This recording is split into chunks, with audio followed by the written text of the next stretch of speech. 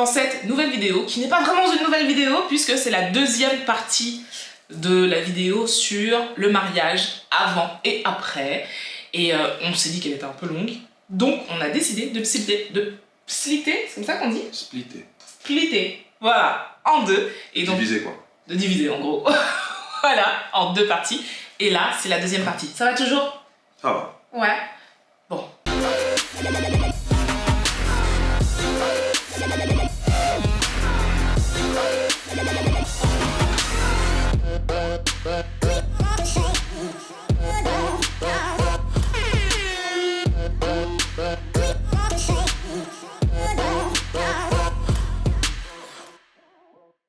Prochaine question. Quelle est l'importance de la communication dans notre couple? Donc là, c'est avant, après mariage, voilà. Dans notre couple ou dans tous les couples? Tu fais une différence? Dans notre couple, on va parler de ce qu'on connaît. Ouais, mais je pense que c'est... L'importance de la communication est la même en fait. Selon moi, c'est la clé numéro 1. C'est le secret. C'est le truc, c'est dans un couple. Communiquer, comme dans toute relation en fait, même amicale ou familiale ou quoi que ce soit, communiquer c'est clairement la clé de la réussite. Tu ne peux pas réussir à entretenir quelque chose avec une autre personne, avec un autre être humain, si tu ne communiques pas. Est-ce qu'on peut tous dire dans un couple? C'est valable dans le couple, c'est valable dans le travail, c'est valable dans... Si un patron ou un patron ne communique pas ses ambitions ou ses volontés avec un employé, l'employé pourra faire ce qu'il veut, ça sera jamais assez bon. Dans un couple c'est pareil, avec ta famille c'est pareil, enfin voilà, c'est la clé. Est-ce que tu penses qu'on peut tous dire dans un couple? On devrait. D'accord. Je pense qu'on devrait tous dire. Certaines choses sont peut-être plus difficiles à dire que d'autres. Dans ce cas-là, il faut faire preuve de courage, mais je pense que si on a du courage pour dire les choses, c'est qu'on est honnête, et que l'honnêteté dans un couple est importante également, et que l'honnêteté peut être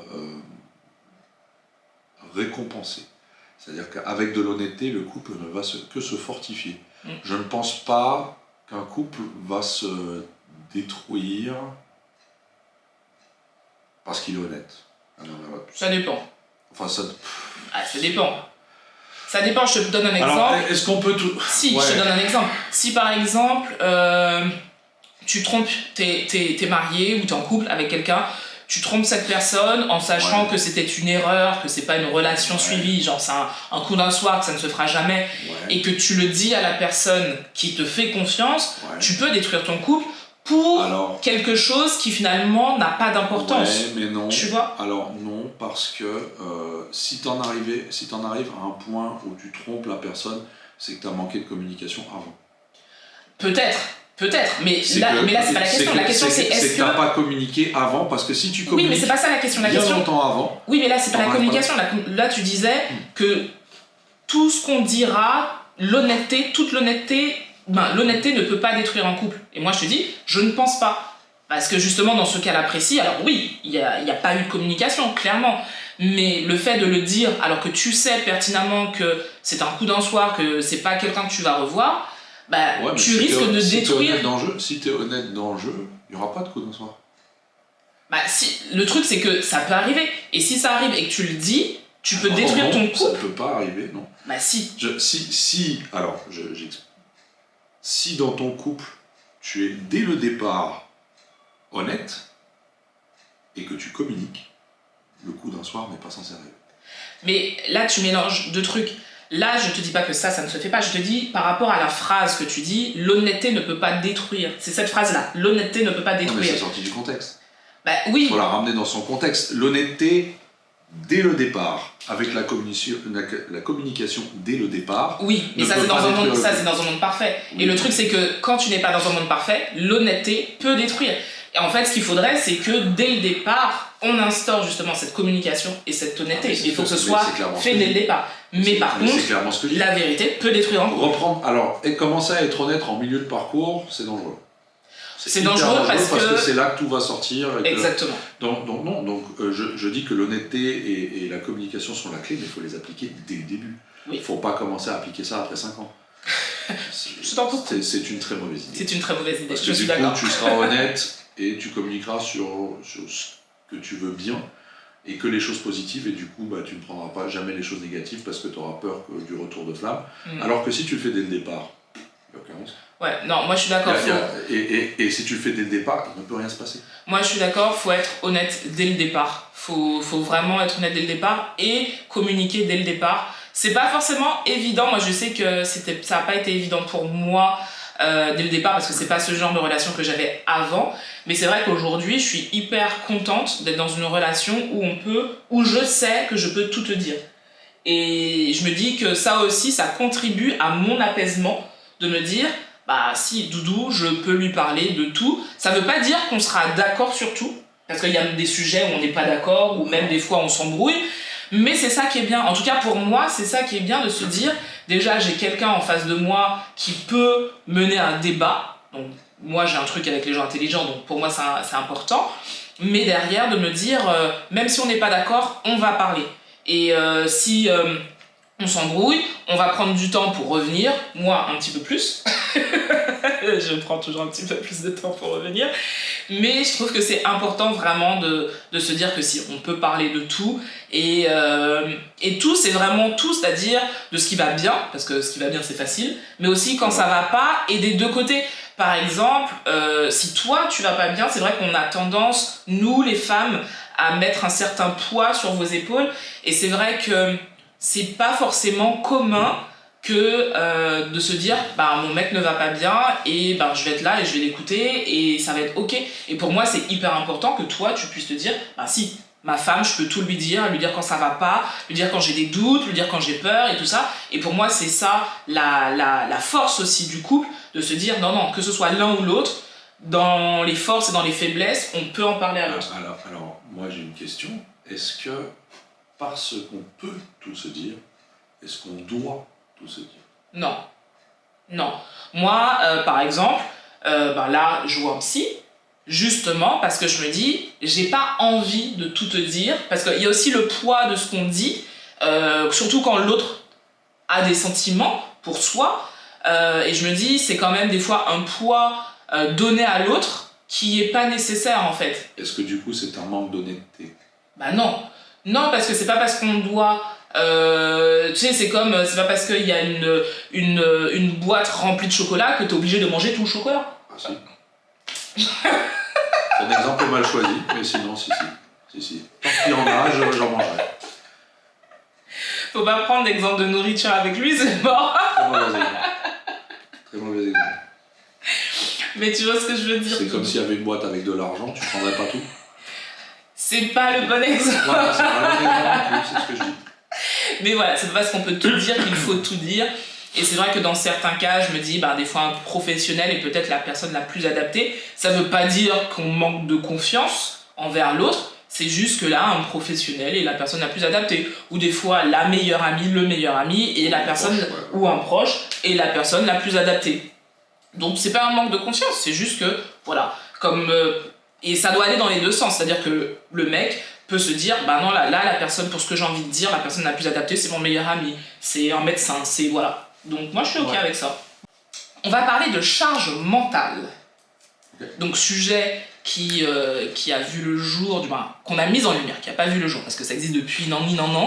Ça c'est un créolisme, tu connais nan. Ça veut dire depuis très longtemps. Mais qu'on a mis en lumière il y a quelques années, 1 ou 2 années.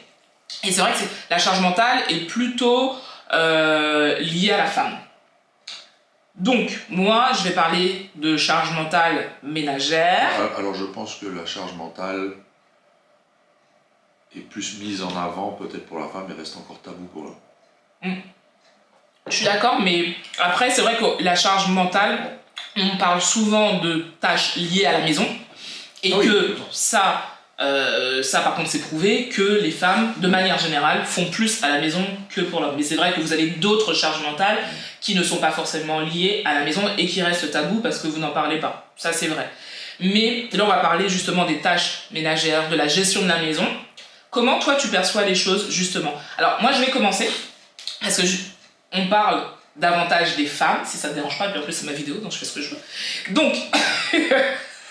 Honneur là. C'est vrai que quand on n'a pas d'enfant, et j'ai de la chance d'avoir quelqu'un qui partage les tâches quotidiennes sans que j'ai à lui dire de le faire. Et limite, tu fais même plus que moi, parce que t'es plus souvent à la maison que moi. Parce que moi, je suis hôtesse de l'air et que je suis très souvent dehors. Donc tu fais plus que moi. Et c'est vrai que je me rappelle, et pourquoi j'ai voulu commencer, c'est parce que je me rappelle en avoir parlé avec, il me semble que c'était une collègue, et lui avoir dit en même temps, parce que elle, si c'était une collègue, et qui m'avait dit, en fait, et ça m'avait choqué, que son mec, quand il faisait une lessive, lavait ses vêtements à lui et pas ses vêtements à elle. Ils vivent ensemble. Hein. Et en fait, je lui avais dit, mais et toi, quand tu fais la lessive, est-ce que tu fais pareil? Elle m'avait dit, bah non, moi je lave pour les deux. Et en fait, le mec séparait tout. Et même la cuisine, il faisait à manger pour lui, mais pas pour elle. Mais elle faisait pour les deux. Et en fait, elle lui a fait la remarque, et le mec lui avait dit, ouais, mais je suis pas ton père. Et donc je lui avais dit, mais est-ce que toi, t'es sa mère? J'ai la logique. Et elle me disait, mais ouais, mais c'est parce que... Et elle a essayé de lui trouver des excuses. Genre, oui, mais c'est parce que sa maman fait tout le temps les trucs, des fois même il emmène ses vêtements chez sa maman, de ceci, cela. Et je lui avais sorti cette phrase, et je sais qu'elle m'a dit, non mais t'as raison, je lui ai dit, mais en fait, t'es sa mère de substitution. Et toi, ça te rassure de gérer ça, parce que ça te donne un certain poids de dire, oui, mais c'est moi qui fais à la maison. Et elle m'a regardée en me disant, mais ouais, en vrai. Et je lui dis, mais si tu arrêtes de le faire, qu'est-ce qui se passe? Bah, il va se plaindre. Il se plaint et t'es pas sa mère.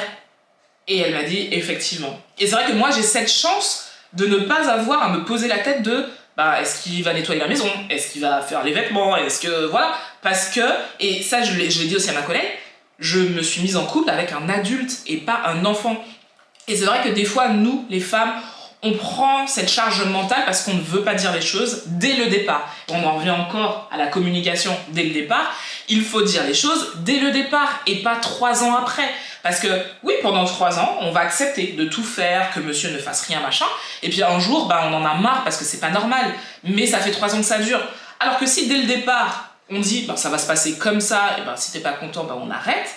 Dès le départ, les choses sont claires et nettes. Et c'est vrai que moi j'ai beaucoup de chance parce que dès le départ ça a été juste ok, on est dans une maison, on n'est pas des gamins, t'es pas mon fils, je suis pas ta mère, et on va faire les choses comme 2 adultes en fait. Et c'est beaucoup plus simple au quotidien. À toi. T'en penses quoi?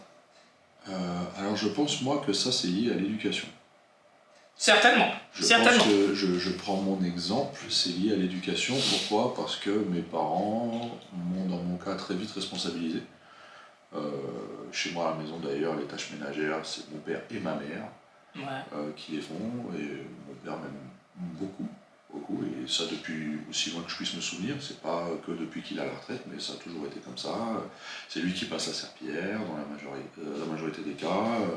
Enfin voilà, et ils sont très bien organisés comme ça, et ils nous ont très vite, mes frères et sœurs et moi-même, très vite impliqués dans tout ça. Et c'était presque une brigade en fait. Hein. On parlait, oui, toi tu fais les escaliers, toi tu fais ci, toi tu fais ça, toi tu fais la vaisselle. Enfin voilà. Et donc très vite on a été mis là-dedans, et depuis ça a toujours été un réflexe. C'est-à-dire que très vite on nous a considérés comme des adultes, et on a évité de nous élever comme des petits princes. Ouais, et ça c'est bien. Et je pense que ça, c'est peut-être... Je ne sais pas si c'est une erreur, mais je pense que voilà, faut arrêter à un moment donné de considérer souvent les garçons, je pense. Oui, souvent les garçons comme des petits princes. Non, mais il a besoin de rien faire, alors que ce soit les femmes. Peut-être un peu plus les mamans qui ont envie de... Non, mais je veux lui faire plaisir, et puis il a d'autres choses à faire, etc. Non, clairement pas. Clairement pas. Et puis après, c'est le gars qui se croira tout permis. Enfin, voilà, c'est une vision peut-être un peu archaïque que j'ai, mais voilà, je pense qu'il faut responsabiliser les enfants assez rapidement pour en faire des adultes, justement. Exactement. On dit aujourd'hui que voilà, faut arrêter. J'ai lu un truc récemment qui disait qu'il fallait arrêter de parler aux enfants comme si c'était des teubés. C'est vrai, il faut arrêter ça. Le oh, le game il est mignon. Non, faut leur parler comme des adultes, et très vite on remarque que les enfants commencent à parler comme des adultes également. Ils parlent très bien. Et ils parlent très très bien. C'est pareil avec tout le reste. Faut les considérer assez rapidement comme des adultes. Alors, ça reste des enfants. Bien sûr. Faut leur laisser leur espace pour jouer, leur espace Ça Oui. reste, voilà. Les enfants. On va pas leur demander de payer un loyer à l'âge de 7 ans, non. Ce qui est dommage d'ailleurs. Mais faut quand même les responsabiliser assez vite, et c'est ça qui en fera des adultes Plus tard. et qui évitera d'avoir des enfants de 25-30 ans à la maison qui finalement cherchent des mères de substitution et Exactement. ne se sentent pas responsables de tout le reste. C'est comme ça que moi je vois les choses en Je suis tout cas. d'accord avec toi. Et voilà, mais ça c'est clairement une question d'éducation. On a bientôt fini et j'ai encore 2-3 questions, mais on a bientôt fini cette vidéo qui est quand même très longue. Il y a la question coquine maintenant, c'est ça? Non, il n'y a pas de question coquine, j'ai pas mis de question coquine. Ah, je pensais que du Non. midi, Ouais, la non. question coquine. Non, je vais parler de crise de manière générale. Comment toi, t'as perçu la gestion de notre couple pendant la crise qui est passée? Parce que justement, des fois, ça peut être très compliqué. On l'a vu, hein, il y a beaucoup de couples qui se sont arrêtés pendant la crise parce qu'on était 24 heures sur 24 tout le temps ensemble. Comment toi, t'as perçu les choses? Alors, comment est-ce que j'ai perçu les choses pendant la crise? Alors, je pense que la crise sanitaire, le confinement, a fait que pour la première fois, beaucoup de gens se sont retrouvés ensemble, enfermés pendant plus que 8 heures par jour. Mhm. Et que ça les a forcés à apprendre à se connaître dans certains cas, malheureusement. Et C'est vrai. dans un certain nombre de cas, ça s'est même très mal passé. Les gens se sont rendus compte que finalement, on n'est pas compatibles sur le long terme en permanence. Et je pense que nous, on a eu la chance que on ne s'est pas trop posé la question. C'est-à-dire que je pense que c'est lié à notre train de vie aussi. Comme on a un train de vie un peu particulier où il y a des jours où on ne se voit pas du tout, et après il y a des jours où on se voit en permanence, pendant une période plus ou moins longue, on savait déjà à quoi ça ressemblait, Ouais, le fait d'être l'un avec l'autre tout le temps. c'est vrai. Et donc du coup c'était la même chose mais en plus long. On savait déjà à quoi s'attendre en fait. Moi, j'ai perçu les choses, je suis d'accord avec toi, mais j'ai perçu les choses différemment. Moi, je trouve que chaque fois qu'il y a une crise, alors que ce soit la crise qu'on a vécue ou même nous, des problèmes dans notre couple, on en ressort plus fort en fait. Et c'est vrai que j'ai l'impression qu'il y a eu un avant-après crise sanitaire où notre amour était encore renforcé, et à chaque fois qu'on vit un truc, comme on arrive à communiquer, j'ai l'impression qu'on s'aime encore plus fort et qu'on décide d'aller encore plus de l'avant. Et tu vois, comme s'il y avait un regain d'énergie, qu'on arrive à puiser du positif d'une situation négative, tu vois. Ouais. J'ai l'impression. Parce que pour le coup, on a eu de la chance de bien vivre, même si, en plus pour nous, c'était vraiment une crise aussi, comme des millions de personnes, mais c'est vrai que nous, ça a été hyper compliqué parce que toi, t'es ton propre patron et tu travailles dans un secteur qui a été mis à l'arrêt pendant quasiment 3 ans. Moi, en étant hôtesse de l'air, ça a été la même. Donc c'est clair que financièrement, c'était hyper compliqué, et pourtant, on n'a pas d'enfants. Mais on a quand même senti que c'était une période très très compliquée. Mais justement, de cette période compliquée, il y a beaucoup de positifs qui en est ressorti. Et je trouve que ça, c'est de notre force de réussir, quand ça va pas, à se trouver l'énergie, une énergie positive pour aller de l'avant. Là pareil, il faut en discuter. En fait, faut un peu comme dans une entreprise, il faut en discuter, il faut faire des brainstorming, il faut faire des réunions avec le service marketing, la compta, tout ça. Et puis il faut discuter de ce qui va pas et essayer, tiens, c'est quoi les solutions. Il faut s'adapter tout simplement. Il faut se dire, on est dans une situation de crise exceptionnelle, va falloir qu'on s'adapte. C'est important de s'adapter. Parce que notre situation ne va pas rester, elle a clairement changé de l'extérieur, va falloir changer, adapter des choses de l'intérieur aussi, sans que ça ne porte préjudice par contre au coup. Ouais, c'est clair. Et puis là, faut discuter des différentes solutions. Voilà. Quel conseil tu donnerais à un couple qui pense à se marier? Quel conseil je donnerais à un couple qui pense à se marier? Parlez-en. Parlez-en d'abord. Arrêtez les conneries du je te demande en mariage par surprise, truc machin. parlez-en d'abord, clairement. Mettez tout sur la table, prenez vraiment tous les aspects, même les plus désagréables. Il savait que j'allais dire oui quand il m'a fait sa demande. Ah mais complètement. Si j'avais pas l'assurance derrière que t'as dit, j'aurais pas pris le risque de te demander un mariage. Mais le pire, c'est que je suis d'accord. Avec un nom, un nom potentiel. Je le savais, mais c'était une formalité. Après, la surprise, c'était peut-être dans le lieu, le truc, la date, etc. Voilà. Mais la réponse n'était pas une surprise. Et je pense que comme tout dans la vie, essayer de sécuriser un maximum de choses envers soi et pas y aller à l'aveuglette. Genre c'est trop romantique, ça. Non, c'est de la merde. Bullshit. Bullshit. Non, parlez-en, parlez de tout, vraiment de tous les aspects qui peuvent potentiellement poser problème dans votre mariage. L'aspect être avec l'autre en permanence, l'aspect financier. Super important, faut être clair sur les finances.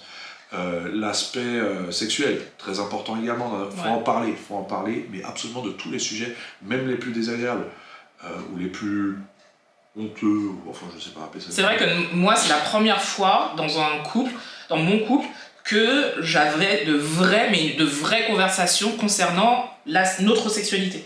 Et j'ai trouvé ça génial, et c'est la première fois que ça m'arrivait, et je me suis dit mais en fait c'est ça aussi être adulte, c'est réussir à avoir ce genre de conversation, et c'est trop bien. Faut considérer le mariage presque comme l'achat d'une maison ou d'un appartement. Faut d'abord aller visiter, voir tous les détails, poser des questions. Qu'est-ce qui va poser problème, qu'est-ce qu'il va y avoir, qu'est-ce qu'on peut améliorer, qu'est-ce qu'on va faire en l'avenir, etc.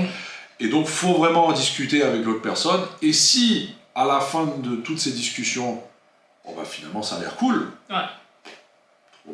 lancez-vous. Moi, je suis totalement d'accord avec tout ce qu'il vient de dire.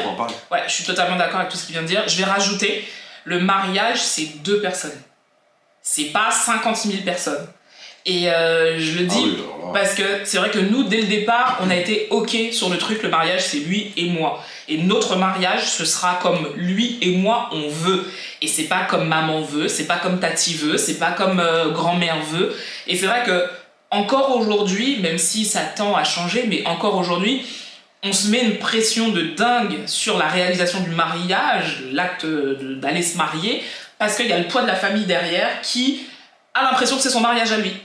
Et on a peur de dire non, ça va pas se passer comme ça, et c'est dommage, parce que c'est censé être votre jour à vous, et nous, on s'est mariés pendant le Covid, nos familles n'étaient pas là, mais on a décidé qu'on le faisait pour nous avant tout, et c'était le plus important. Et je crois qu'il ne faut pas vous oublier dans l'histoire, le mariage c'est vous, même si la famille reste là, même s'ils sont là pour vous soutenir, le mariage c'est vous. Je pense que nos familles connaissent pour le coup nos caractères à tous les deux. On a le même caractère à ce niveau, savent pertinemment que de toute façon ils n'auront pas leur mot à dire. C'est vrai. Donc ils se sont abstenus très rapidement. C'était félicitations, vous faites ça quand ? Est-ce qu'on peut venir ? Est-ce qu'on peut pas venir ? En fonction de la situation, point.